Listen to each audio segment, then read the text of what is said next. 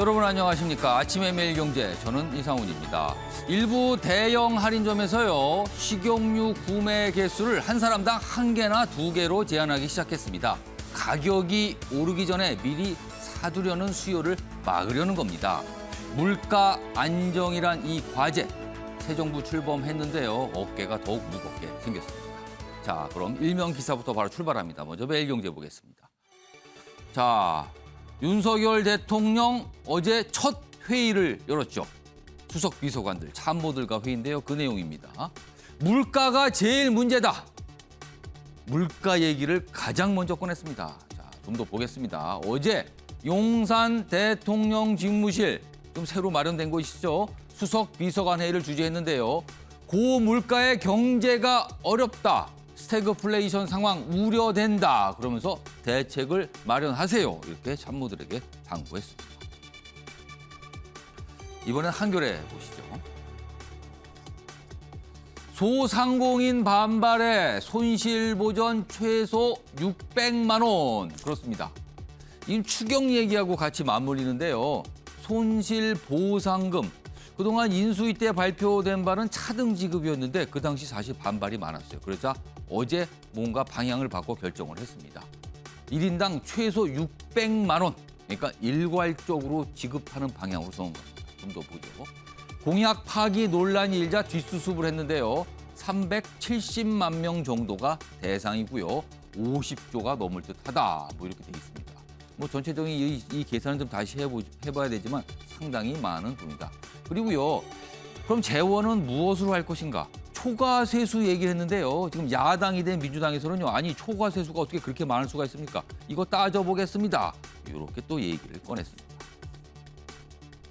다음은 동아일보 확인해 보겠습니다. 기사 쪽 아래쪽에 있습니다. 역시 또 물가 얘기네요. 경유값, 휘발유값, 그런데 경유값이 더 비싸졌습니다. 이거 통상은 반대로 생각하잖아요. 14년 만에 가격이 역전이 됐는데 우크라이나 전쟁, 지금 사태가 장기화되고 있죠. 경유 수급에 차질을 빚고 있는 겁니다. 그러니까 가격이 오르는 거죠. 그리고 이런 가운데 미국의 4월 소비자 물가가 발표가 됐는데요. 8.3% 올랐습니다. 3월에도 8% 넘었는데 계속 높은 거죠. 8%라는 거는 엄청난 물가입니다. 평균이 이렇게 올랐다는 겁니다. 상승폭은 다소 줄여서 분석에 많은 얘기들이 나오고 있다는 겁니다. 마지막으로 조선일보 확인해 보겠습니다. 자, 미국, 대만은 중국의 일부다. 이 표현을 삭제했습니다. 그러면은 이 뜻은 일부가 아닐 수도 있다. 이렇게 해석되는 겁니다. 자, 미국 국무부 홈페이지에서 대만 설명서가 있는데 이 표현을 뺀 겁니다. 그러자 중국, 하나의 중국 원칙 훼손했다. 또 반발하는 상황입니다. 이거 좀 더 지금까지 사실 미국과 중국 험악한데요. 더욱 험악해질 수도 있는 상황입니다. 자, 지금까지 일면 기사 짚어봤고요. 오늘도 뉴스의 의미를 깊숙하게 짚어주시기 위해 네 분께서 자리하셨습니다. 한 분씩 소개해드리겠습니다. 자, 먼저 화면 가장 맨인 쪽에 앉아 계십니다. 윤영걸 전 매경닷컴 대표 나와 계십니다. 그리고요, 그 옆에는요, 박창한 장한대 교수 자리하고 계십니다. 세 번째 자리에는 김상일 시사평론가 나와 계시고요. 마지막 네 번째 자리에 김병민 국민의힘 광진갑 당협위원장 나와 계십니다. 자, 네 분 안녕하세요. 안녕하세요. 안녕하세요.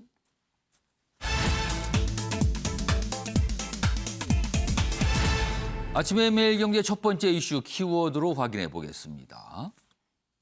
구두 닳도록입니다.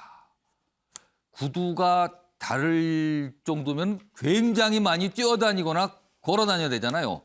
그 정도로 참모들을 보고 일을 하라. 윤석열 대통령이 어제 첫 회의에서 이렇게 얘기한 겁니다. 자, 그 기사 있습니다. 확인해 보겠습니다. 윤석열 대통령, 참모가 앉아만 있으면 안 되죠. 구두 닳도록 이방저방 다니세요. 그러니까 지금 새 집무실이 마련이 됐거든요. 대통령 집무실과 그 옆에 참모들 집무실이 같은 층에 있거든요. 그리고 나란히 문들이 붙어 있습니다. 그러니까 전화로 할 수도 있지만 이방저방 다니면서 소통하고 서로 얘기하세요. 그래야 일이 됩니다. 이렇게 당부한 겁니다. 좀 더 보죠. 분야 간 끊임없는 소통. 여기서 분야 간은 이제 수석 비서관들 각각의 담당 분야가 있는데 분야 간 소통 중요하다. 용산에 이사 온 이유도 그것 때문이다. 칸막이 없는 국정 운영을 주문했습니다. 그리고 어제 첫 회인데요. 이른바 이제 프리스타일, 자유롭게, 뭐 격식 갖출 거 필요 없습니다. 내용이 중요하죠. 뭐 이런 내용을 또 강조했어요. 그리고 지정자석 없이 복장도 자유롭게, 요식 절차 오늘까지만 하겠다 이렇게 했습니다. 그리고 첫 출퇴근하는 모습이 있었는데요. 출근하면서 기자들 질문도 좀 몇 가지 받고 답변한 것도 있습니다. 자, 그럼요. 어제 윤석열 대통령의 모습 여러 가지 시간, 여러 가지 장소에서 있었는데요. 확인해 보겠습니다. 어제 제가 그 취임사에 통합 얘기가 빠졌다고 지적하시는 분들이 있는데 너무 당연한 거기 때문에 통합이라고 하는 건 우리 정치 과정 자체가 국민 통합의 과정입니다. 나는 통합을 어떤 가치를 지향하면서 할 것이냐 얘기한 겁니다. 그렇게 좀 이해를 해주셨으면 좋겠습니다. 지금 경제가 굉장히 어렵습니다. 제일 문제가 이제 물가고 어려운 경제 상황이라는 것이 뭐 정권이 교체한다고 해서 잠시 쉬어주는 것도 아니고 물가 상승의 그 원인과 그 원인에 따른 그 억제 대책을 고민을 계속 해야 될 것 같고요. 전화 거는 것도 중요하지만 한 층에 쭉 사무실이 연결돼 있고 해서 이 방 저 방 좀 다니면서 다른 분야에 업무하는 사람들하고 끊임없이 그야말로 정말 구두 밑창에 달아야 됩니다. 그래야 이게 일이 정상적으로 돌아가는 거지. 그렇지 않고 사무실에 앉아갖고 자기 집무실에 가만히 앉아 있으면 일이 정상적으로 돌아가진 않습니다. 우리 방에도 뭐 격이 없이 좀 수시로 와주시고. 그러니까요. 그 전날, 그러니까 그제죠. 취임사에서 통합 얘기가 빠졌다. 이런 보도 나오니까 아마 그게 조금 신경이 쓰였는지 모르겠어요. 질문을 받고 설명을 좀 뭔가 하는 거죠. 그리고 표현 중에 보면은요, 이 참모들과 회의하면서 우리 방 뭐 이런 표현들 해요. 어떻게 보면 회의상에서 그런 표현 잘 안 쓰잖아요. 우리 방에 뭐 와서 일을 하세요. 뭐 이런 표현인데 하여튼 뭐 약간 격식과는 상관없는 듯한 그런 표현도 좀 등장을 했습니다. 다음 기사 하나 더 확인해 보겠는데요. 이제 출근길. 많은 분들이 관심을 좀 갖고 계시죠? 자택에서 용산으로 출근을 해야 돼요. 그래서 어제 기자들이 이거 얼마나 걸릴까 요거 기다렸거든요. 설명이 돼 있습니다. 서초동에서 용산까지 9분 걸린 대통령의 출퇴근 시간. 9분이요. 이거는요. 보통 상황에서는 불가능한 거죠. 이게 서초에서 용산까지 아침에 가시는 분은 글쎄요. 얼마나 걸릴까요? 적어도 30분 이상은 잡아야 되지 않을까요? 아무리 빨리 하도요. 근데 대통령이니까 길을 다 준비를 하죠. 9분 걸렸습니다. 그리고 큰 혼잡은 없었다. 이런 설명이죠. 좀 더 보겠습니다. 경찰 70여 명이 구간 통제에 들어간 거예요. 그러니까 대통령 차는 움직이면요. 멈추면 안 되거든요. 그대로 가야 되는 상황이니까 다 통제를 한 거죠. 정체가 없었다지만 교통량 그리고 집회 이런 게 향후 변수다. 그리고 관저 리모델링까지 아직 한 달 남아서 계속 이렇게 출퇴근을 해야 되는데 그때 또 동선을 바꾼다 그래요. 맨 똑같은 거는 경우상 문제가 있으니까요. 그리고 출근 시간 겹치는 시민들 불안은 여전하다. 혹시나 또 이게 뭐 너무 지체되는 거 아닌가. 뭐 이런 반응도 좀 있었습니다. 자, 윤영걸 전 대표님. 네.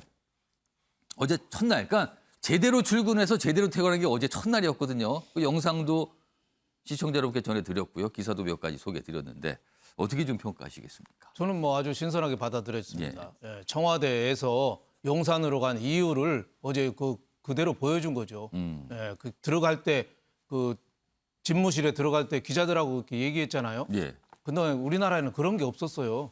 예, 미국 대통령 바이든 대통령 헬기 타러 갈 때 항상 기자들이 옆에 따라붙어서 그렇죠. 잔디밭에 걸어가면 중요한 기자들이 거 물어보잖아요. 질문을 던지죠. 그렇죠. 바로. 일본 수상도 그렇고 영국이나 다 선진국들은 다 그런데 예. 우리나라는 수석 보좌관 비서가 수보 회의에서 A4 용지로 들고 있는 근엄한 모습, 거기다가 보좌관들 받아 쓰는 모습. 예. 그래서 적자 생존이라는 말도 나왔잖아요. 적어야 살아남는다. 언제부터 그런 말이 회자가 됐죠. 저 지난 국정농단 수사 때 그 안종범 수석 노트가 뭐 수십 건이 나왔잖아요. 그 수첩. 다 예. 수사했잖아요. 예. 문재인 대통령도 근엄한 표정으로 읽으면 받아쓰고 소통이 없었죠. 일방통행 위에서 톱다운으로 내려꽂기만 했지. 예. 근데 어제 저는 두 가지 점에서 신선했어요. 예. 하나는 대통령이 기자들하고 일문일답으로 얘기했다. 아. 그리고 그 대통령 집무실이 오픈돼 있어가지고 그동안 대통령이 사람 안 만나고 그걸 만나야 수석 정도만 만났는데 일반 비서관도 오픈돼서 만나겠다. 굉장히 열린 공간 아니냐. 뭐 좀 이런 생각이 들어서 앞으로 이런 게 좀 더 좀 발전되고 초질관하는 게 중요하죠.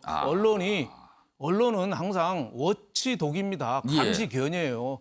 좋은 거 안 씁니다. 윤석열 대통령께서 앞으로 좋은 일만 있겠어요? 나쁜 일도 있고 또 말 실수도 그렇겠죠. 나올 거예요. 그러면 나 이제 안 해. 이렇게 하면 안 되죠. 그러니까 지금 1층에 출근해서 1층에 도달하면 기자들이 기다리면서 질문을 던지려고 매일 준비를 할 거거든요. 그렇죠. 오늘도 아마 준비를 할 겁니다. 근데 사실은 질문 대부분이 좀 불편한 질문 아닐까요? 불편하지 않으면 기사가 안 되죠.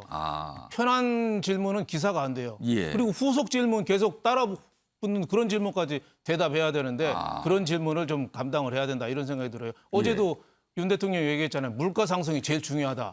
방향 잘 잡았어요. 물가 잘못 잡으면 우리나라 큰일 납니다. 지금 예. 스태그플레이션 아니에요. 하지만은 지금 중소 상인들 33조 지원하고 하면은 예. 이게 물가를 오히려 또 올리잖아요. 그렇죠. 예, 이게 반대대예요. 예.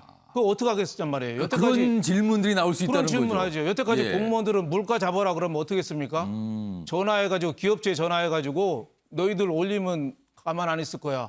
국세청, 공정위, 검찰에서 다 보고 있어. 이래서 물가 잡았어요. 예. 근데 윤 대통령 그렇게 잡으면 안 되잖아요. 예. 규제를 완화하고 경쟁을 촉진하고 여러 가지 새로운 아이디어를 해서 물가를 잡아야죠. 예. 그러니까 그런 새로운 발상의 전환이 좀 필요하다. 그리고 저는 물가 잡는다고 얘기했는데 하나 더 좀 제안을 하면은 예. 청와대 특활비만 해도 지금 굉장히 많거든요. 예. 181억인가 돼요. 예.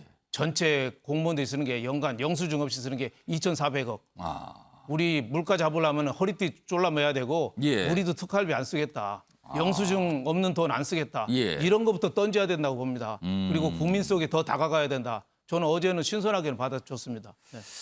자, 중요한 거는 사실 새로운 정부가 출범할 때마다 어떤 새로운 모습을 보여주려고 애를 쓰죠.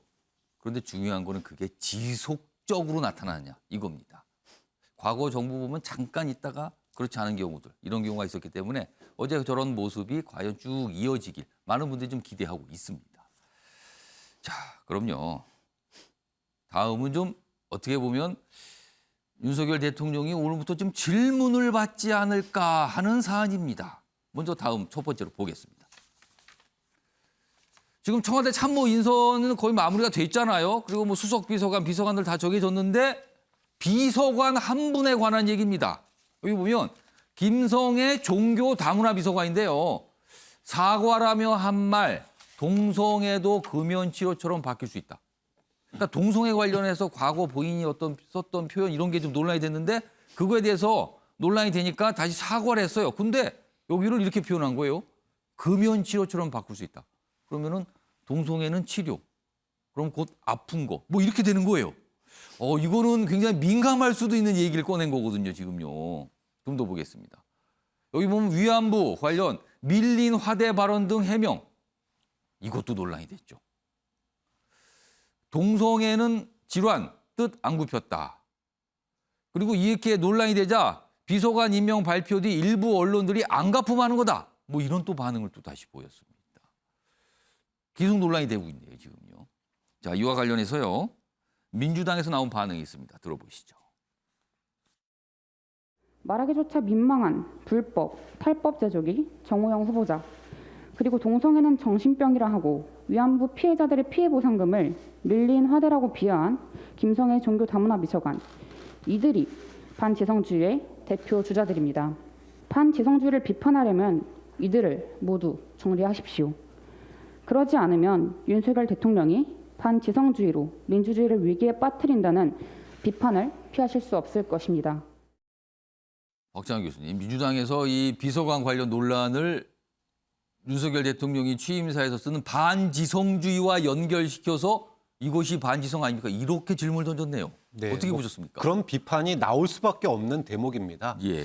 사실은 김성애 비서관 인사에 대해서 저도 충격을 넘어서 공포스러움마저 느꼈는데요. 오. 일단 뭐 비상식적이다. 그래서 예. 그분이 이제까지 해온 말들이 비상식적이다라고 하는 얘기는 굳이 할 필요도 없을 것 같고 반지성이 민주주의를 위협한다고 그랬는데 민주주의가 뭡니까? 다름과 차이를 인정하면서 토론하는 거예요. 아. 그런데 다름과 차이를 인정하지 않고 그것을 질병으로 규정을 해버리면 예. 그거는 완전히 뭐 그 뭐라 그럴까요? 민주주의를 갖다가 부정하는 거죠. 그리고 위안부 사건, 위안부를 갖다가 밀린 화대받는 것처럼 지금 이렇게 표현한 것도 이거는 역사관을 갖다가 진짜 비트는 겁니다. 왜 왜곡시키는 것뿐만 아니라 씻을 수 없는 상처를 국민들에게 주는 거예요. 예. 이렇게 민주주의와 역사관을 갖다가 예. 정면으로 도전하는 사람이 어떻게 예. 대통령 옆에 비서관으로 앉을 수 있는지 그건 굉장히 저는 공포스러움마저 느꼈고 예. 인사의 기준이 뭐냐.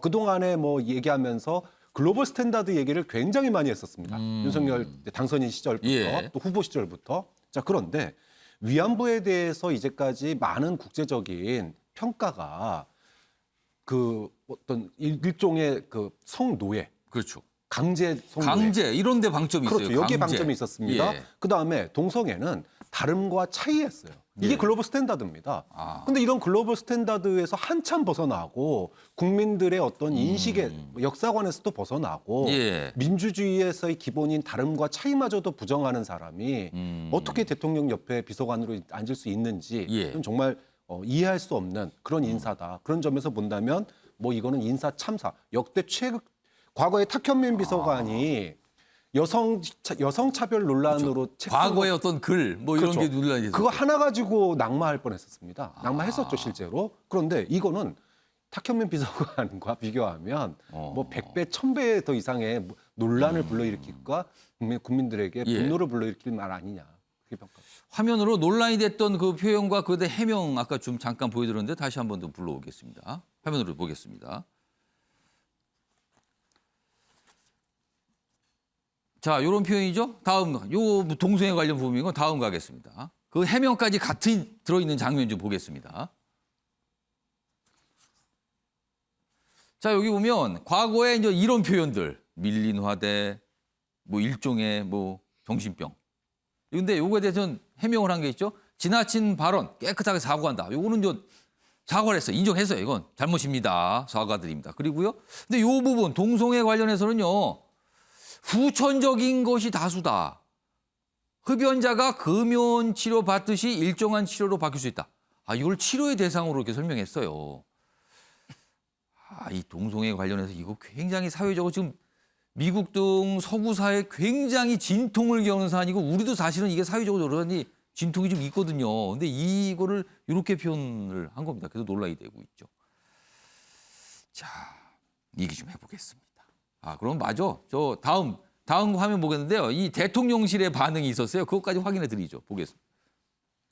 여기 보면 특정 비서관에 대해 따로 입장을 낼 계획이 없다. 일단 뭔가 좀 불편한 것 같기도 하죠. 이런 입장 표명은. 자, 김병윤 위원장. 네. 이거 어떻게 봐야 됩니까?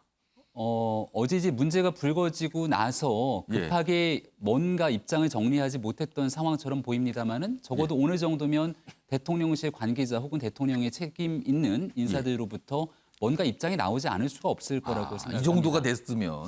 그리고 다른 문제보다도 위안부 피해 할머님에 관한 과거의 발언 같은 경우는 깨끗하게 사과 정도로 언급될 수 없을 정도로 참담한 발언이 아닐까라고 저 개인적으로는 생각을 하고 있고요. 사실 이게요. 어떻게 보면은 그 위안부 문제 해결에 대해서 약간 일본 이런 쪽에서 뭔가 빌미를 삼을 수도 있는 네. 거 아닙니까, 이거는? 그리고 대통령실에 있는 핵심적인 또 관계자로 예. 볼 수가 있는 상황일 텐데 윤석열 정부의 첫 출발이 굉장히 좋았습니다. 조금 전에 윤영걸 대표께서 말씀 주셨던 것처럼 지금 있게 되는 용산으로서의 이전, 국민과 소통하겠다는 대통령의 의지, 그리고 각종 민생 문제를 해결하겠다고 하는 대통령의 중요한 문제들에 대해서 지금 이 비서관 한 명에 관한 문제가 모든 것들을 다 뒤엎일 수 있는 심각한 상황으로 이어질 수 있거든요. 예. 게다가 종교 다문화 비서관이라고 얘기를 했는데 윤석열 대통령 입장에서 과거 선거 때 그 선거 운동 과정 행보들을 지켜보게 되면 예. 여러 종교들과 깊은 친분을 갖고 있습니다. 그렇습니다. 대학 시절에는 카톨릭에서 세례를 받아서 암브로시오라는 세리명을 갖고 있고요. 또 어린 시절에는 미션 스쿨에 다녔기 때문에 교회에도 중요한 예. 관계들을 맺고 있고 또 검사로 재직하면서는 각종 지방을 다니면서 여러 사찰에 있는 예. 절의 이 불교계 인사들과도 굉장히 깊은 교우를 하고 있는 상황이었습니다.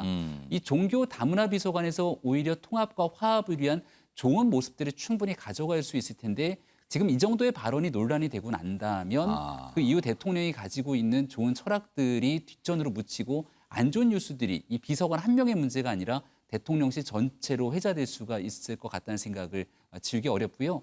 아마 선거나 캠프 시절에 깊은 인연을 가지고 있거나 이런 적도 없다고 저는 개인적으로 생각을 하거든요. 예. 오늘 정도 상황 속에서 이 민생 문제를 해결하기 위한 예. 여러 안들을 논의하면서 언론이 가장 깊게 주목받고 있는 이 문제에 대한 해결책 제일 빠르게 진행할 필요가 있지 않을까 생각합니다. 8시 한 30분 정도가 윤석열 대통령이 이 용산의 집무실을 출근할 시간이거든요. 지금 좀 기자들이 기다리고 있겠죠. 뭔가 질문을 하기 위해서. 혹시 이와 관련 질문이 있지 않을까 싶기도 하네요. 예, 김상일. 제가 짧게 하나 보태지 않을 수가 없는 게요. 예. 이 위안부 할머님들이 원하는 게 돈이 아니에요. 근데 지금 돈에 이걸 돈 얘기를 거기다가 돈 표현을 한 얘기를 거죠. 꺼낸 거는 제가 볼 때는 거의 인격 살인에 준하는 이야기다 이런 생각이 듭니다. 저분들이 원하는 거는 예. 사과 그리고 책임 있는 사과 그리고 본인들의 명예 회복이지 예. 돈이 아닙니다. 이거 뭐 한번 예. 뭐 2차 가해, 3차 가해에 해당하는 거라고 저는 생각하고요. 예. 그리고 청와대 입장에서 특정 비서관에 대해 입장이 뭐 특별하게 없다. 이거는 제가 볼 때는 굉장히 부적절한 발언입니다. 왜냐하면 그 얘기는 다시 해석하면 무엇이 될 수 있냐면 예. 우리가 무슨 일을 해놓고 그거에 대해서 책임지지 않겠다. 이거랑 똑같은 거거든요. 비서관을 임명했으면 그게 책임 있는 행동인데 그거에 대해서 그렇죠. 비서관이면 사실 대통령실하고 관계가 직접적으로 되는 거거든요. 그렇죠. 그거에 대해서 입장이 없다. 그러면 앞으로 무슨 일을 하고도 책임을 안 예. 지겠다. 이런 얘기랑 똑같기 때문에 예. 어떤 분이 말씀하셨는지 저분은 제가 볼 때는 굉장히 대통령실의 입장을 잘못 얘기한 것 같다. 이런 말씀을. 그러니까 이 내용들은 좀 언론에 보도된 내용을 좀 정리한 내용이거든요. 그러니까 지금 위안부 관련된 표현 이거에 대해서 뭐 깨끗이 사과한다. 뭐 사과를 했어요. 그렇지만 이게 사안 자체가 좀 중해 보이고요. 그리고 동성애 관련해서는 계속 논란이 이어지고 있는 거죠, 지금. 다음은 어제 있었던 인사청문회. 뭐 여러 개의 청문회가 있었는데 그중 하나를 좀 집중해 보겠습니다. 여성가족부 장관 후보자 청문회입니다. 사실 이게 여가부 폐지가 공약이거든요, 윤석열 대통령의. 근데 어제 청문회가 열렸죠. 김현수 후보자 여가부 폐지 동의한다면서 권한 커져야 모순 발언 아닙니까? 이렇게 돼 있어요. 그러니까 이게 참 어려운 상황인 거예요. 폐지를 하겠다라고 하는 부처의 장관 후보자가 됐는데 인사청문회를 받으면서 어떻게 생각하냐고 질문을 받으니까 답변하기가 정말 어려울 수도 있어요, 이거는요. 좀 더 보죠.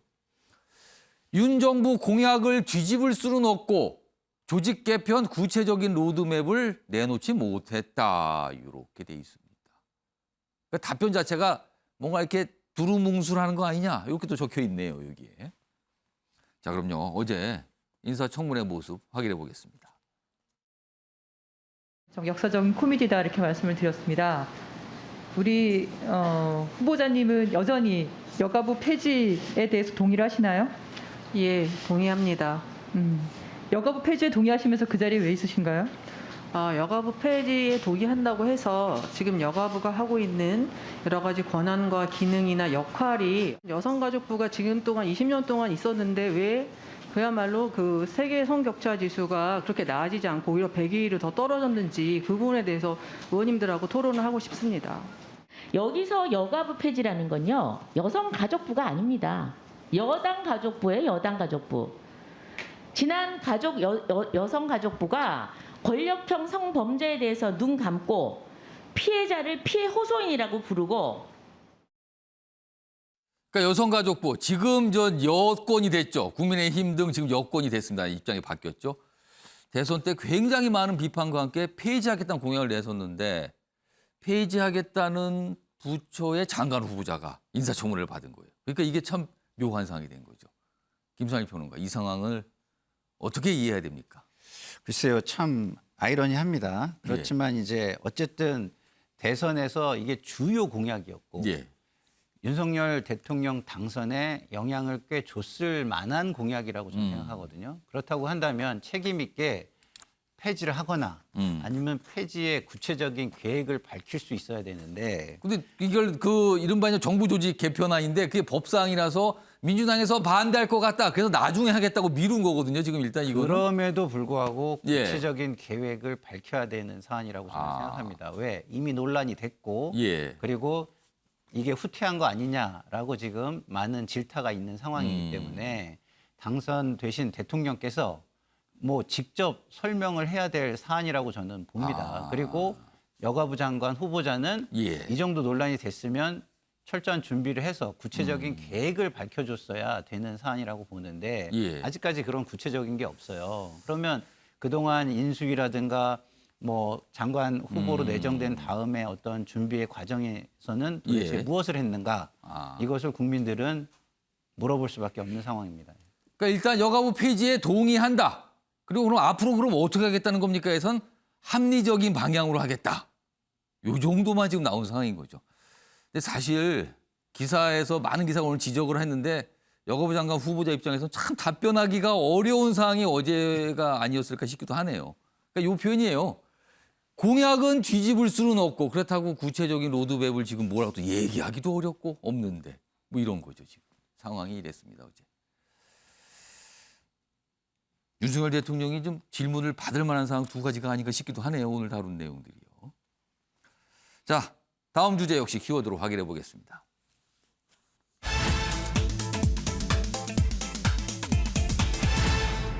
난감한 사진, 물음표가 찍혀 있죠. 이 사진 때문에 누군가가 난감했을까요? 일단 사진으로 확인해 보겠습니다. 자, 키워드가 이거고요. 다음 사진 보겠습니다. 이 사진입니다, 바로. 자, 이 사진이에요, 이 사진. 이게 그제 저녁에 웨빙 만찬, 호텔에서 웨빙 만찬이 있었는데 누군가요, 이쪽에? 윤호중 민주당 공동비상대책위원장. 그동안 사실 윤석열 대통령과 윤석열 대통령의 부인 김건희 여사에 대해서 굉장히 많은 질타를 했던 인물이거든요. 근데 이제 만찬장에서 만났는데 한눈에 봐도 굉장히 뭔가 반갑다는 느낌이 확 들죠, 지금요. 지난 12일 외빈 초청 만찬입니다. 김건희 여사와 민주당 윤호중 비상대책위원장인데 여기 눈길을 끄는 거는요, 요 사진이요. 사실 이 외빈 만찬이 초기에만 언론에 발언 정도만 공개되고 그 외에는 언론이 빠진 상태도 비공개로 이루어졌어요. 그 안에서 이 영빈관에서. 그러니까 안에 있는 모습은 대통령실에서 알려줘야만 알 수 있는 거였거든요. 이 사진 제공은 물론 언론 통해 나왔지만 대통령실 제공입니다. 요겁니다. 다음 화면으로 보겠습니다. 좀 더 설명이 있어요. 자, 외빈 초청 만찬에서 대화 나누는 장면인데 굉장히 뭔가 반가운 것 같죠? 근데 이 사진이 지금 미묘한 파장을 일으키고 있어요. 민주당 내부에서. 민주당 강성 지지층 일부가 윤호중 위원장을 비판하고 있어요. 뭡니까 가서 지금. 이겁니다. 지금 반응은. 근데 대통령실 사진 공개예요. 제공이. 그러자 일각에선 아니 이거 사진 의도적으로 공개한 거 아닙니까 지금? 뭔가 난감하게 만들려고. 뭐 이런 반응까지 나왔습니다. 자, 그럼요. 이 사진이 더욱더 이렇게 얘기가 되고 회자가 된 이유는 윤호중 위원장의 발언 때문이거든요. 과거 발언도 있고요. 가장 최근 발언도 있습니다. 들어보시죠. 김건희 씨를 둘러싼 범죄, 비리 의혹들을 규명하는 문제 또한 매우 시급합니다. 조민 씨에게 적용된 관점에서 보면 김건희 씨는 당장 구속되어야 마땅할 것입니다. 윤 대통령과 김건희 여사에 대한 불법 정황도 평등하게 다시 수사돼야 마땅합니다. 그러니까 저런 입장을 어제도 냈어요. 어제도. 그러니까 이 외빈 참석 후에 후가 어제인데 어제도 강력히 뭔가 촉구한다. 뭘 해야 된다. 이렇게 입장을 냈거든요. 박찬 교수님 어떻게 보셨습니까? 네. 뭐 이해가는 측면도 있고 예. 또 윤호중 비대위원장이 참 곤혹스럽겠다 그런 생각도 듭니다. 약간 난감할까요? 이 네. 사진 때문에? 일단 뭐 취임식은 축하하러 가는 자리잖아요. 그렇죠. 만찬이니까. 뭐 축하하러 가는 자리에서 웃는 게 뭐 당연한 일입니다. 사실 예. 보면은. 가가지고 화낼 수는 없지 않습니까? 그렇죠. 뭐 그래서 웃는 게 자체가 뭐 문제는 아니고. 아무리 사이가 안 좋더라도 저런 자리에서는 웃고 악수하고 그러는 거죠. 그렇죠. 뭐 취임식을 축하하기 위해서 모인 자리인데 그렇습니다. 그 자리에서 덕담해주고 아무리 싸우던 사이라도 나라가 잘 되려면 정부가 잘 돼야 되는 거 아닙니까? 예. 뭐 그런 차원에서 얼마든지 뭐 할 수 있는 문제라고 봅니다. 근데 다만 예. 이제 아까도 얘기가 나왔지만 이제 저런 사진이 이제 왜 공개됐냐? 하필 저 장면 꼭 저렇게 웃는 사진만 있는 건 아닐 거예요. 아마 그렇겠죠. 뭐 나란히 서 있는 사진도 있을 거고 뭐 악수하는 정도 사진도 그렇죠. 있을 악수하는 테고. 정도의 사진도 있을 텐데 아. 굉장히 그 고도로 의도된 사진 유출 아니냐. 그렇게 좀 해석하세요. 그럴 수밖에 없습니다. 왜냐하면 처음에 악수하고 또 웃고 뭐 또 심각하게 얘기하는 얘기도 있을 수 있어요. 예. 근데 뭐 저는 어떤 사진이 있는지 모르지만 예. 그 중에서 하필 저렇게 환하게 웃고 마치 뭐 굉장히 친분이 있는 것처럼 이렇게 되면은 이 사진만 보면은 그러니까 이 두 인물이 누구인지 모르는 완전한 제3자가 이 사진만 보면 굉장히 반가운 사이구나 이렇게 느껴지기도 그렇죠. 해요. 뭐 대통령 영부인과 여당 원내대표가 인사하는구나 이렇게 볼 수도 있을 정도의 사진입니다. 자 이렇게 놓고 보면 굉장히 사진 하나로 모든 상황을 갖다가 뒤바꿔 버릴 수 있는 그렇죠. 여러 사람 곤란하게 사진의 힘이 있죠. 그렇죠. 사진의 힘이 그거거든요. 예. 그러니까 그 사진의 전후 배경을 다 알고 내용을 본다면은 굉장히 이게 비극적인 요소가 다 있는 사진인데 희극도 있고 비극도 있거든요. 진짜. 하필 이 사진이 공개가 됐다. 그렇죠. 거기는 의도가 있는 거죠. 그렇게 볼 이 수밖에 우연인지 이게 의도인지 모르지만 이게 지금 논란인데 민주당 지지자분들 입장에서는 좀 불편한 사진으로 보입니까?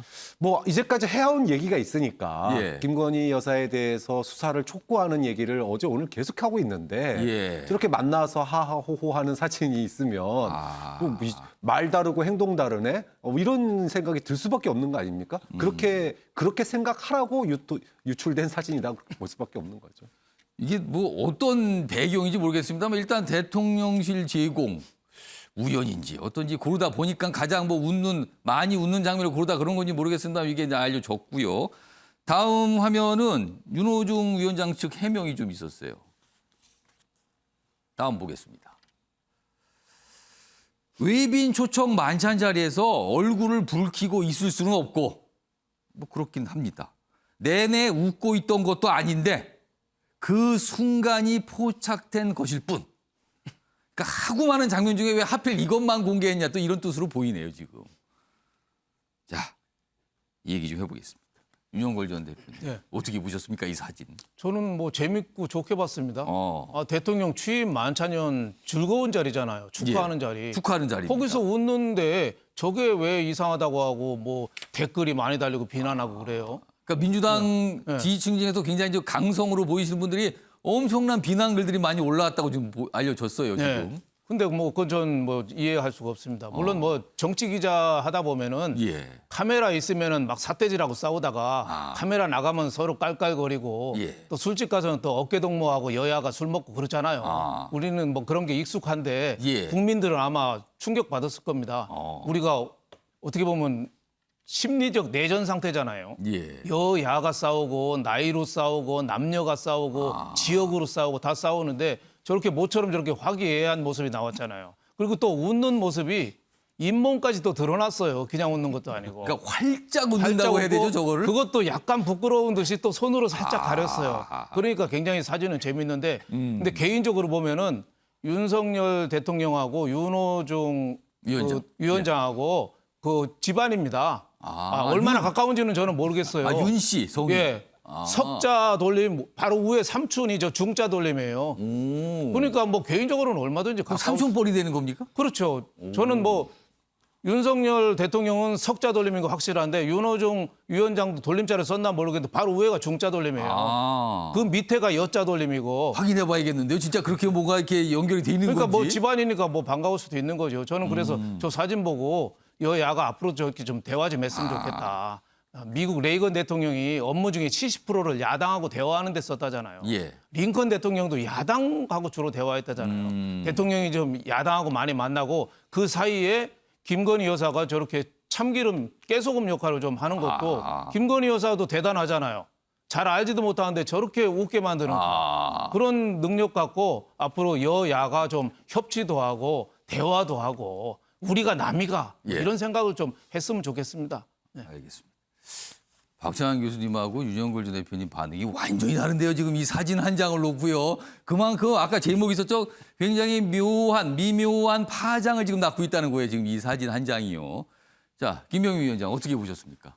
뭐 처음에 이제 의도가 있는 것 아니냐 이런 말씀을 주셨는데요. 대통령실 제공인데 네. 이거 뭐 있는 거 아닙니까? 이런 말씀이었죠. 아까. 대통령실 제공의 의도는 있죠. 왜냐하면 취임식의 자리에서 이렇게 환하게 모두가 같이 즐거운 시간을 보낼 수 있는 사진을 담는다는 건 굉장히 의미 있는 일 아니겠습니까? 예. 그러니까 윤호중 비대위원장이 굉장히 곤혹스러워한다. 왜냐하면 곤혹스러운 거는 지금 지지층들로부터 여러 비난에 직면하고 있는 일인데요. 윤호중 위원장이 만약 민주당 거대 야당으로서의 제 역할을 잘하고 있으면서 화기애애하게 웃는 모습을 보였다면 아마 지지층들이 크게 반발하지는 않았을 거라고 저는 생각을 합니다.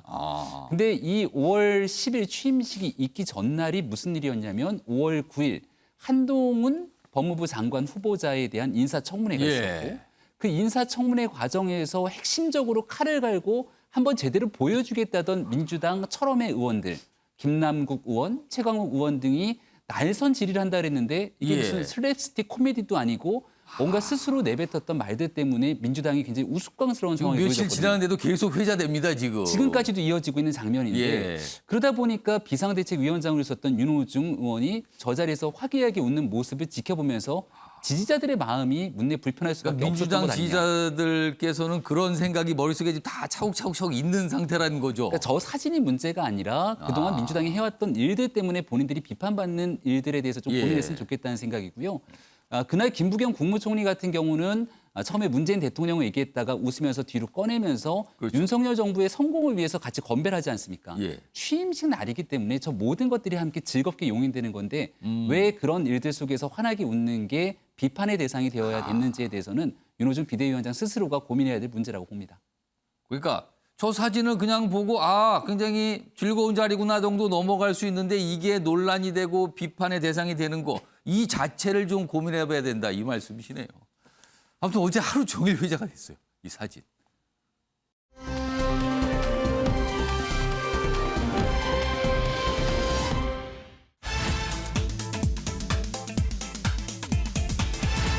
누가 피했나? 세 번째 키워드입니다. 피했다. 그러니까 서로 만나기를 꺼려했다. 뭐 이런 뜻으로 보입니다.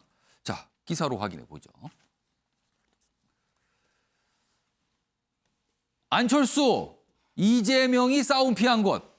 분당갑 맞대결 무산. 지금 양측이 신경전을 벌이고 있다.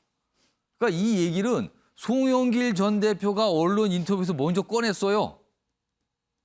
보니까 분당갑에서 이렇게 서로 이재명, 안철수 이렇게 맞붙은 상황이 안 된 게 이게 뭐 마치 뭐 민주당 쪽에서 피한 것 같은데 안철수 위원장도 안철수 전 대표도 동의했다 그거에 그렇게 얘기를 하면서 시작이 됩니다.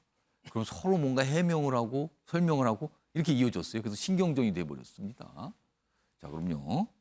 이와 관련해서 3명의 인물이 등장을 합니다. 연속해서 준비했습니다. 들어보시죠. 안철수 후보님하고 이번에 부처님 오신 날 옆자리에 앉아 대화를 나눴는데 안철수 후보님도 100% 동의했습니다. 두 분이 성남에서 부딪히는 것은 좋지 않다. 대선이 끝난 지가 엊그제인데 아니 저도 그렇게 공식적으로는 붙자고 하셨는데 그분? 아니 정치니까 그렇게 하겠지만 내심으로는 서로 간에 그렇게 부딪히는 게 안 좋다는 게 동의하죠. 송영길 후보가 이재명 상임 고문과 맞붙는 걸 원하지 않았다. 후보님께서 이렇게 얘기를 했는데 이 부분 이재명 후보가 저하고 맞붙는 걸 원하지 않았던 거죠. 맞네. 호치민이라고 하는 분이 그런 말씀을 하시겠죠. 싸울 때는 우리가 유리한 때, 장소, 방법으로 싸워야 한다. 상대방이 원하는 방식을 따르지 말아야 된다라는 말씀도 있었는데 대통령 전 후보로서 당을 전국을 대표하는 입장이라면 특정 지역 연고를 따지는 것이 오히려 더 이상한 일이다. 그러니까 송영길 전 대표가 아니 안철수 위원장도 맞대결 안 하는 게 좋다 이거 동의했어요. 이 얘기를 딱 던진 겁니다. 다음 화면으로 안철수 후보 측 얘기 좀 소개해드리죠. 송 후보가 주장한 이재명 상임 고문과 맞붙는 것을 원하지 않는다에서 이재명 상임 고문 과를 이재명 상임 고문 이로 바꾸면 된다. 이거 진실 공방입니까? 이게 과 이는 아주 달라요, 내용이. 이렇게 지금 뭔가 전개가 됐습니다. 김상일 평론가. 네. 그러니까 안철수 위원장은 분당갑에 출마를 했어요. 근데 그러면서 공개적으로 분당갑으로 이재명 전 후보도 오세요. 이렇게 얘기했는데 이재명 전 후보는 이제 인천 계양을로 간 거죠. 그쪽에도 후보가 됐습니다. 그 상황을 놓고 왜 분당갑 피했어요? 근데 안철수 후보 측은 그쪽이 피한 거지 왜 우리 보고 그럽니까? 근데 송영길 전 대표는 안철수 후보도 내심으로는 피하고 싶었다. 이 얘기를 꺼낸 겁니다. 이거 무슨 상황입니까 지금 이거? 원래 저 라디오 방송의 앵커가 질문한 건 그거였어요. 너무 편한 곳으로 간 거 아니냐. 그러니까 이재명 후보가 계양을 간 걸 그렇게 얘기한 거죠. 이렇게 험지로 좀 가서 예. 좀 이렇게 했어야 되는 거 아니냐 이런 거였는데 그러니까 너무 편한 곳으로 간 것이 아니다라는 이야기를 이제 하면서 남의 이야기를 한 거죠. 송영길 그 후보가. 근데 이제 저는 이런 생각이 들어요. 이렇게 후보들이 이렇게 선거를 치르면서 자기가 뭘 할 수 있는지 자기 얘기를 중심으로 좀 하셨으면 좋겠다. 괜히 뭐 남의 얘기를 하니까 안철수 후보도 거기에 대해서 대응을 안 할 수 없는 상황이 송영길 돼버린 후보는 거예요. 서울시장 후보잖아요. 근데 그렇죠. 이제 보궐선거 얘기를 꺼낸 거예요. 지금 언론 인터뷰에서. 그러니까 이재명 예. 후보를 좀 보호하겠다는 생각에 뭐 이렇게 말씀을 하신 거는 이해가 되는데 예. 근데 본인 얘기가 아니잖아요. 근데 남의 얘기를 하니까 바로 이게 진실 공방, 뭐 정치 공방, 뭐 신경전 이렇게 나가잖아요. 신경전 이렇게 지금 돼버렸거든요. 그래서 저는 이거는 뭐 이것이 뭐 누가 피한 거냐 이거는 저는 지금 상황에서는 별로 중요하지 않다고 봅니다. 왜냐하면 각 지역의 후보로 이미 정해졌는데 예. 뭐 이야기를 하는 것 자체가 정치 공방뿐이 그렇죠. 이미 안 뭐 되는 거죠. 후보 정해지고 지나간 얘기긴 그렇죠. 해요. 개항에서 뭐 이것 때문에 다시 분당으로 올 수는 없는 거 예. 아닙니까? 그거는 뭐 불가능한 얘기니까. 그래서 제가 이 기사에서 제가 느끼는 건 뭐냐면 예. 선거에 출마한 후보들은 국민을 위해서 자기 이야기를 중심으로 했으면 좋겠다. 남의 이야기를 예. 하면 이렇게 괜히 이상한 쪽으로 이게 사안이 튈 수 있다. 이런 말씀을 제가 좀 드리고 싶어요. 그러니까 제3자가 얘기한 건데 이미 쳤습니다. 지금 다른 방향으로 지금. 유영걸 대표님. 예. 송영길 전 대표 얘기를 가만히 아까 영상을 들려드는데 들어보면은요. 그러니까 맞대결하는 거에 대해서 안철수 후보도 동의를 했다는 거잖아요. 그 뜻은 이재명 후보는 맞대결을 싫어했다는 뜻이 돼요. 그게 전제로 깔려야 돼요. 지금 일단. 그렇죠. 그리고 아까 이재명 후보도 질문을 받고 한 얘기 중에 대선에 출마했기 때문에 전국 어디든 출마하는 게 문제가 없다는 그런 취지의 또 설명을 했어요. 어떻게 들으셨습니까? 저는 뭐 송영길 전 대표 해명이 예. 설명이 좀 옹색하고 공색하죠. 예. 그러니까 처음에 누가 봐도 이재명 후보가 예. 분당갑 대장동도 있고 여러 가지 껄끄럽잖아요. 법인카드도 있고 그래서 당선되기 쉬운데 개항을로 간 거는 누가 봐도 뻔한데 예. 그걸 갖다가 송영길 대표가 안철수 후보도 뭐 부처님 오신 날 옆자리에 앉았는데 대권 주자끼리 대결은 피하는 게 맞다. 그러니까 서로 다 피했다는 얘기죠. 예. 근데 그건 좀 이해하기 어렵죠. 그래서 요새 민주당이 개그맨들이 좀 많이 나오는 것 같아요. 법사위원회 또 김남국 의원은 또 인사청문회 말씀하시는 거네요. 그렇죠. 예. 예, 이모 교수를 이모라고. 그럼 조모 교수는 할머니입니까?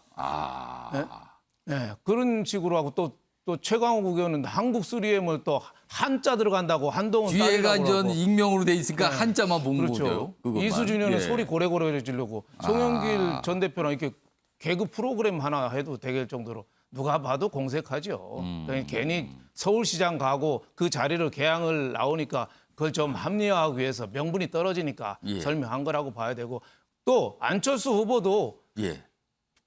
정면 승부했다고는 또 볼 수 없어요. 안철수 오. 후보도 또 피한 거예요. 아. 정면 승부하려면 개항을에 따라갔어야죠. 아, 그쪽이 피한다고 피할 게 아니라 걸로 간다, 아예. 그로 가서 따라가서 붙었어야죠. 그럼 정면 승부잖아요. 근데 서로 좀 피한 거죠. 안철수 후보는 분당 판교에 본인의 분신과 같은 회사가 있다. 이걸 강하게 내세우거든요. 그것도 강하게 내세웠지만 아무래도 좀 물론 좀 이해는 해요. 새로 입당한 지 얼마 안 되고 예. 학교로 말하면 전학 온 지 얼마 안 된 거니까 좀 배려를 그 정도는 해줘야 된다는 건 맞다고는 보는데 그래도 제대로 붙으려면 계양을 가서 정면 승부했어야죠. 그래서 거기서 지더라도 저는 오히려 얻는 게 더 많을 거다. 저는 이렇게 봅니다만은 하여튼 따라가진 않았는데 예. 정치인들이 저렇게 송영길 서울시장 나간 것부터 이재명 후보 개항 의뢰 온 거 예. 아무래도 누가 봐도 초등학생이 봐도 옹색하니까 자꾸 저런 혈맹을 하는 거 아닌가 저는 이렇게 생각이 듭니다. 주요 정치인들 지금 지방선거에서 뭐 지방선거 단체장에 출마도 했고요. 보궐선거, 국회의원 보궐선거 출마했는데 결과적으로는 맞붙는 곳이 한 군데도 없습니다. 각자 흩어져 있습니다. 지금 결과는 그렇습니다. 다음은 이재명 후보에 좀 집중을 하고 있는 기사입니다. 보시죠. 여당, 여기서 말한 여당, 이제 혼동하시면 안 됩니다. 이제 국민의힘이 여당입니다, 지금요. 이거 많은 분들 아직도 지금 이게 혼동돼서 쓰고 계세요. 이게 얼마 안 돼서 그렇습니다. 여당, 이재명 숨쉰채 발견 영상 비판. 이 영상이 어제 논란이 됐죠. 어떤 영상, 뭐 홍보를 위한 영상이긴 한데 제목을 이렇게 달았어요. 근데 이게 조금 뭔가 이렇게 연상을 시킨다 이런 비판을 좀 받았거든요. 그리고 국민의힘에서 계속 이런 거에 문제 제기를 하니까 이재명 방탄 출마라고요? 물 안 든 물총에 무슨 또 총이 나온다고 뭐 이런 또 취지의 설명을 또 합니다. 물 안 든 물총이다. 이렇게 또 얘기했습니다. 자, 그럼요. 이와 관련된 이재명 후보의 이야기 들어보시죠. 자꾸 방탄하는데 여러분들은 물도 안 든 물총 두렵습니까? 자꾸 빈총으로 사람을 위협해 놓고는 그 총 피하려고 그런다는 소리 하는 사람들이 있던데 잘못한 게 없으면 아무런 걱정을 할 일이 없다. 그러니까 국민의힘이 최근에 이재명 후보와 관련해서 여러 가지 사안에 대해서 이제 문제 제기를 하고 비판을 하고 있거든요. 이제 그거를 이재명 후보가 의식을 하면서 잘못 없는 사람은 당당하다. 뭐 물총 드는데 물도 안 들은 것 같다. 뭐 쏠 수도 없는 것 같다. 뭐 이런 얘기를 꺼냈습니다. 자, 그런데요, 박찬 교수님, 이 영상이 이제 어제 논란이 됐어요. 이 제목이 논란이 된 거예요.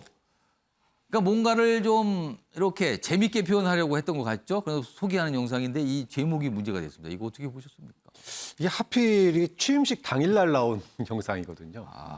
그러다 보니까 저는 이 영상 보면서 제가 든 생각은 자기랑 경쟁했던 한 사람은 대통령 취임식을 하고 있고 이제 본인은 이제 뭐 이재명 끝났다 뭐 이런 거에 대해서 의식을 한 건가요? 그렇죠. 좀 의식이 된 것 같아요. 그래서 나 아직 안 죽었어. 이른바 이제 정치권에서 쉽게 이야기하기엔 아직 살아 있다. 진짜 나 아직 안 죽었어라고 하는 거를 이야기하고 싶은데 그거를 좀 재밌게 표현하려고 이렇게 하다 보니 이제 저런 이제 단어가 나온 거 아니냐. 좀 그런 점에서 뭐 그렇게 저는 인식을 했는데 또 한편에서는 또 저 표현이 좀 이렇게 죽음과 연관되는 반대표적인 표현이 있지 않습니까?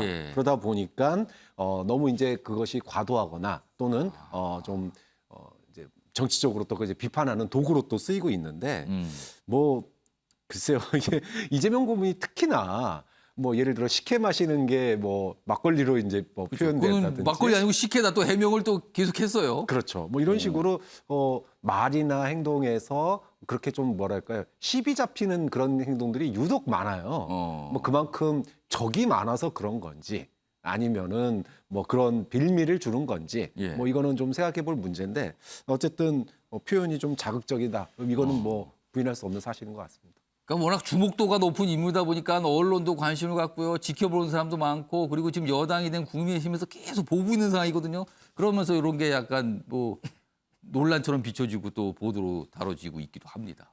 김병규 위원장. 국민의힘에서 신경이 많이 쓰이는 겁니까? 이재명 후보의 저런 활동들이나 어떤 개항을 출마가? 신경이 쓰이는 것보다는 일단 출마 자체 명분도 떨어지고요. 그리고 나왔던 메시지에 대해서 잘못된 일에 대해서는 단호하게 비판이 필요한 일인데요. 일단 저 숨쉰 채 발견이라는 표현은 누가 쓰더라도 부적절한 정신의 언행으로 비판받고 지적받았을 겁니다. 근데 다른 사람도 아닌 이재명 후보가 저런 얘기를 꺼내게 되면 대장동 사건으로 조사를 받다가 이제 숨지게 됐던 유족들 입장에서는 비극적인 일들이 있었죠. 저 발언, 저 글귀를 지켜보면서 어떤 감정이 들었을까? 이 유족들에 대한 2차 가해라고 강하게 주장해도 이재명 후보 측에서는 어떤 말도 꺼내기가 어려울 겁니다. 그러니까 국민의힘에서 그런 비판이 나왔죠. 그리고 이재명 후보와 가장 가까이 있었던 유동규 전 본부장이 구속이 돼 있는 상황 아니겠습니까? 그 뒤로 관련된 내용들에 대한 수사가 지지부진하고 있기 때문에 대장동의 진실을 밝혀야 된다고 목소리를 높이는 분도 많고요. 예. 또 법인카드 논란에 대해서는 이미 선거 기간 동안 아내인 김혜경 씨가 고개를 숙인 바 있었고 그 뒤로 관련된 내용들에 대해서 진행이 되고 있는 일이기 때문에 이걸 빈총이라고 얘기하는 것 자체가 이재명 후보 입장에서는 굉장히 논리적으로 좀 궁색해 보일 수밖에 없는 상황이죠. 그래서 이 방탄 출마에 대해서는 민주당 내에서도 비판의 목소리가 나오고 있는 상황이거든요. 그러니까 이재명 후보 본인 입장에서는 인천 계양을이라고 하는 지역이 민주당이 유리한 텃밭처럼 비춰질 수 있기 때문에 당선 가능성이 있을지 모르지만 이런 방식으로 자꾸 논란이 커지게 되는 순간 인천 광역시장에 관한 선거뿐만 아니라 수도권 전체 선거에 미치는 영향이 악영향으로 흘러갈 수도 있기 때문에 지금 남은 20여일 기간 동안 상당히 고민이 이재명 후보가 아닌 민주당이 깊을 수밖에 없다고 생각을 합니다. 김상일 평론가. 좀 짧게 말씀 안 드릴 수가 없는데 사실은 이런 일이 있으면 당 내에서도 건전한 비판 같은 걸 할 수 있어요. 그런데 타 당에서 너무 과도하게 비판하면 이게 오히려 그게 그렇게 당 내에서 비판을 할 수도 없습니다. 당 자체가 이제 반발을 하게 된다는 건가요? 정치적 공방이 돼가지고 이게 뭐 사안을 좀 이상하게 좀 상황을 여야의 대결로 바꿔버리는 수가 있기 때문에 좀 그 지금 현 여당에서도 뭐 이재명 후보의 저런 거 하나하나를 너무 짚는 것은 과연 도움이 될까? 저는 별로 안 된다고 보여집니다. 이런 경쟁들이요. 가만히 보면 지방선거 때문에 그러는 거잖아요. 지금요. 이런 논란이 붙고 시비가 붙는 게. 박장 교수님께는 살짝 분석 좀 해드리라고 좀 질문 좀 드릴게요. 사실 안철수 후보는 분당갑에 성남 분당갑에 출마를 하면서 윤석열 대통령이 경기도를 굉장히 많이 걱정하고 있다. 경기도 지방선거를. 그러니까 도지사 선거를 걱정하고 있다는 거죠. 뭐가 좀 만만치 않다. 이렇게 걱정하고 있다. 그래서 본인이 출마한다. 이런 명분을 하나 세웠어요. 그리고 이재명 후보는 인천 계양을에 출마하면서 지방선거를 승리로 이끌어야 하기 때문에 나왔다 그랬어요. 그리고 특히 수도권 선거가 중요하다. 이런 부분을 누누이 강조합니다. 자, 다 이길 수는 없어요. 양쪽 다 못 이깁니다. 누군가 한 곳만 이기게 돼 있어요. 근데 그중에서 특히 경기도입니다.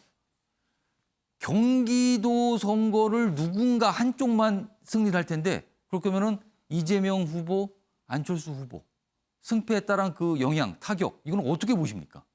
뭐 당연히 이기는 쪽이 승자 독식이 될 수밖에 없는 상황입니다. 두 분 다 목표는 똑같습니다. 5년 뒤에 대선 후보 출마고요. 그게 지금 멀리 바라보고 있는 그렇죠. 지점이죠. 그 과정의 중간 지점은 당권 장악이고 당권 장악의 지름길은 이번 지방선거 재보궐선거에서 배지를 다는 겁니다. 자, 이 과정에서 경기도에서 승리하고 또는 인천에서 승리하고 이것이 굉장히 중요할 수밖에 없는 이유가 그 과정을 통해서 본인이 역할을 했다라고 하는 거를 입증을 해야 되는 거죠. 특히나 이재명 고문 같은 경우에는 선거 패배 이후에 2달도 안 돼서 결자 해지 차원에서 본인이 나왔다고 그랬는데 또 패배하면 이후에 당 내에서의 입지는 굉장히 위험해질 수도 있는 상황입니다. 그 패배를 가정했을 때 구체적으로 보면 본인은 인천 계양을 해서 국회의원 보궐선거 당선이 돼요. 근데 경기도 인천이 지방선거를 민주당이 졌습니다. 이럴 때는 어떻게 되는 겁니까? 그렇죠. 그게 가장 이제 희화화되는 거죠. 자, 결국은 이게 국민을 위한 출마냐, 당을 위한 출마냐, 아니면 개인을 위한 출마냐에 해서 명분을 중간으로 당을 위한 출마로 잡았거든요. 그런데 결과론적으로는 개인을 위한 출마밖에 안 된다. 만약에 그런 결과가 나온다면은 결국은 출마 자체가 무리수였고 그리고 여러 가지 이제 비판과 리더십에 대한 얘기가 나올 수밖에 없는 겁니다. 자, 뭐 안철수 후보도 마찬가지죠. 안철수 후보도 의회에 들어가서 윤석열 정부의 성공을 위해서 들어간다는 거예요. 그러면 들어가서 결국은 본인이 당권 장악의 길에 갈 때 뭔가 물론 대선에서 본인이 했기 때문에 공동정부까지 갔지만 뭔가 당내에서 또는 선거에서 역할을 했다라고 하는 걸 보여줄 필요가 있는 거죠. 그런데 만약에 경기도 선거 지고 경기도를 민주당이 이기고 국민의힘이 졌어요. 그렇죠. 근데 본인만 이겼다. 그러면은 어떤 얘기를 듣겠습니까? 결국은 본인도 안전한 자리. 왜냐하면 본인도 원래 노원이었잖아요. 노원이면은 뭐 이준석 당대표랑 붙던지 아니면은 뭐 다른 험지에 가서 선거를 진두지휘해야 되는데 이거는 가장 어떻게 보면은 지금 그동안에 국민의힘이 좀 우세를 보이는 그런 여러 지역에 간 거란 말이죠. 그렇게 놓고 보면 양쪽 다 본인만 이기고 경기도지사나 아니면 인천시장 선거를 지게 되면 영향력이 줄어들 수밖에 없는 겁니다. 그런 측면에서 본인들로서는 굉장히 큰 개인으로서는 대권으로 가는 첫 번째 길목에서 커다란 승부수를 걸었다 이렇게 봐야 되겠죠. 수도권 선거가 두 인물의 정치적 운명을 갈 수도 있다. 명분을 크게 주던가 아예 명분 자체를 없애버리든가 이럴 수도 있는 상황이네요. 이런 걸 가지고 뭐라 그러나요? 뭐 아니면 도움입니까? 지금 상황이 어떻게 된 겁니까? 지금 이 상황이.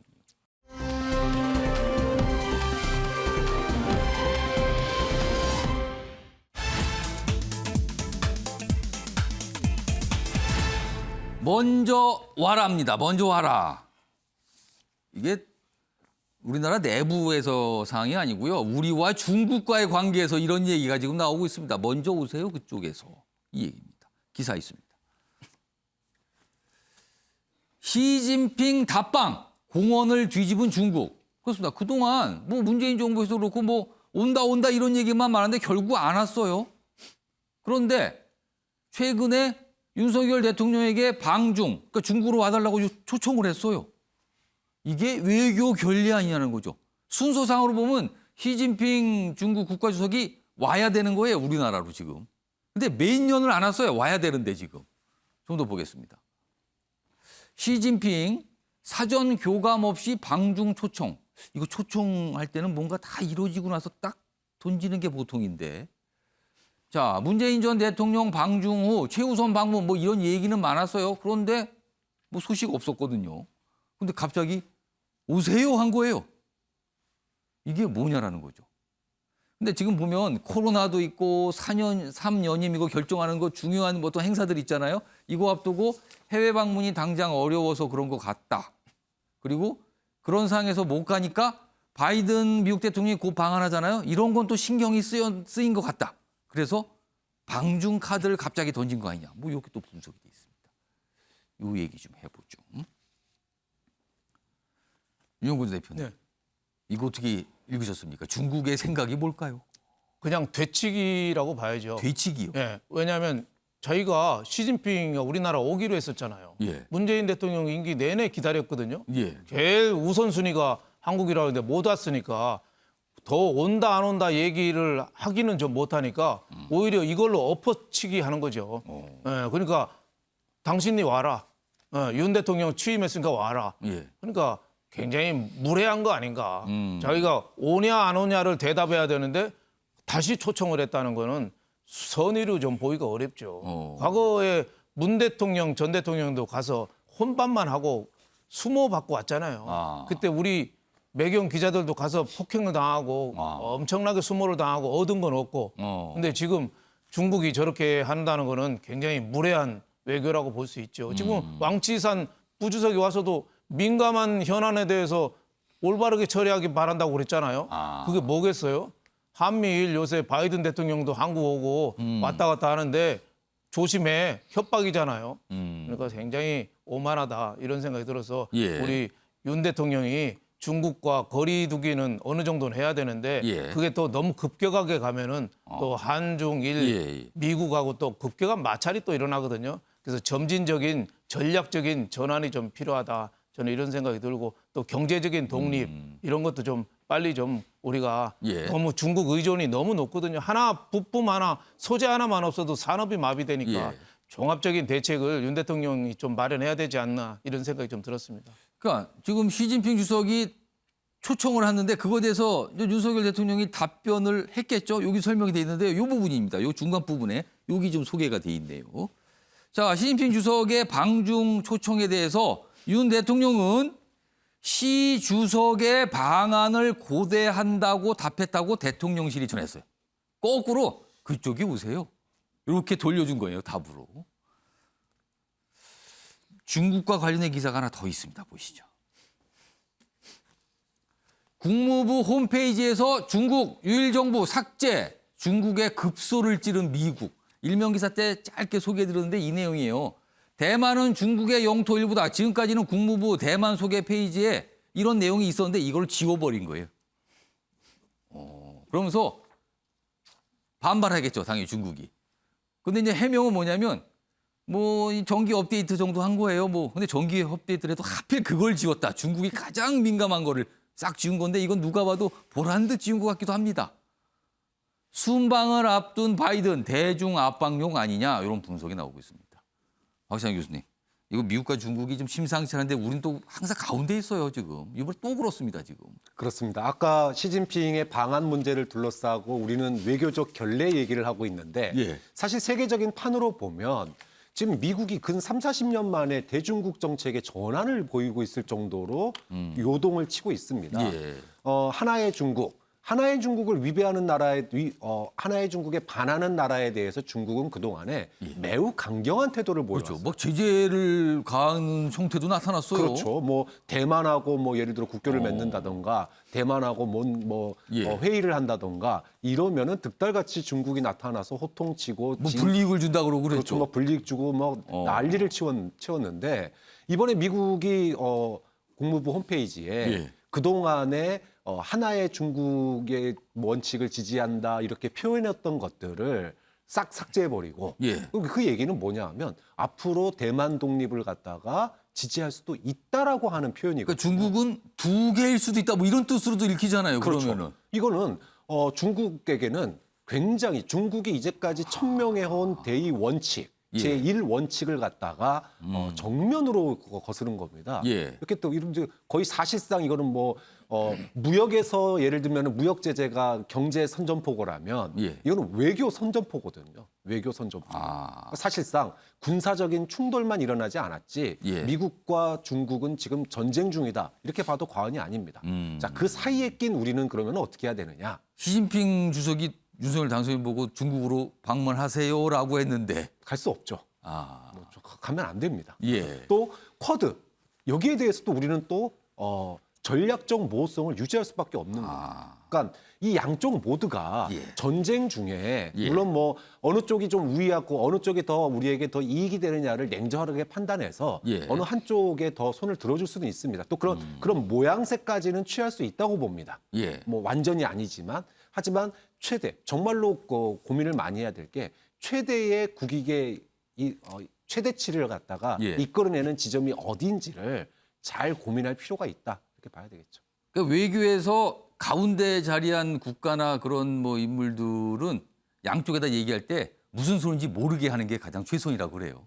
오늘 얘기를 많이 하는데 이쪽에서는 우리를 도와주는 것 같은데 그런 것 같지도 않고 이쪽에서는 또 얘기하는데 양쪽에 들어보면 무슨 소리를 많이 했는데 좋은 소리 같긴 한데 뭔 소리인지 모르고 뭐 이게 외교적으로는 가장 최선이라고 하는데 우리가 지금 그렇게 계속해야 되는 건지 어떤지 모르겠습니다. 자, 다음요. 경제 관련 기사 몇 가지 준비되어 있는데요. 좀 소개해드리죠. 손실보상 얘기입니다. 자, 당정. 이제는 당정이 정부하고 국민의힘이 된 거죠. 결정을 했어요. 그동안 이게 여러 가지 말이 많았는데 국채 발행 없이 손실보상금 상향. 그러니까 모든 1인당 최대 600만 원 일괄 지급으로 간 거죠. 근데 초과세수 53조를 활용한다. 이 두 가지 지점이 지금 나왔어요. 여기서 논점이요. 우선 김병민 위원장. 그동안 이거 인수위에서는 이게 차등 얘기했다가 이제 굉장히 반발했었는데 그거 의식한 거 맞습니까?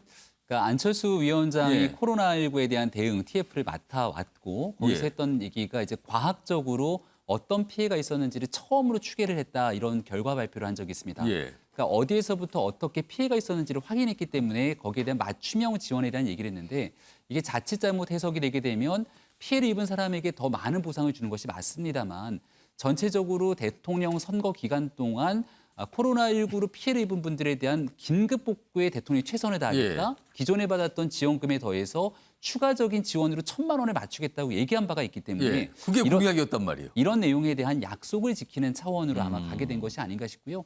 가장 큰 고민 지점 중에 하나는 이렇게 돈을 다 풀게 되면 대통령이 오늘 언급했던 가뜩이나 물가에 관한 게 물가입니다, 굉장한 물가. 부담인데 이게 혹시 물가를 자극하지는 않을까에 대한 고민들이 있었겠습니다만 여기에서 만약 코로나19로 위기를 겪으신 분들이 자칫 무너지게 됐을 경우 그 이후로 국가의 재정들이 훨씬 더 많이 소요될 수 있는 상황이 있기 때문에 여기에 대한 일괄 지급에 대해서 당정이 협의를 한 것으로 보입니다.